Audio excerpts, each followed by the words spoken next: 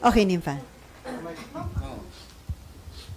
Ma'am, parang past po, tama po ba? Past kagabi, sa second reading yung babaguhin yung term ng mga barangay and SK officials?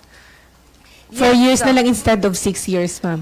Yes, ang pinag-usapan, ako, yung binabatbat ko yung 6 years, pero may ilang senador na umaalma na napakahaba raw at gawin na lamang 4 years. Eh sabi ko naman, hindi ba dapat 5 years man lang pagkat yung actual average number of years served since 1982 is 5 years. Nag-umpisa kasi yan 6 years talaga.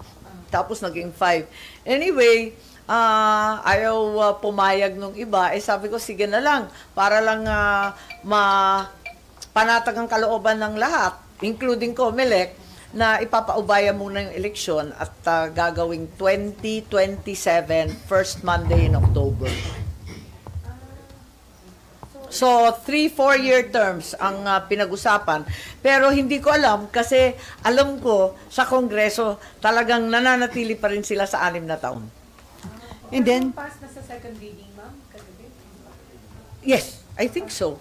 so ma'am, kung 4 years and then ilang beses pwedeng mag-re-election? 3 3 terms. So, bale 12.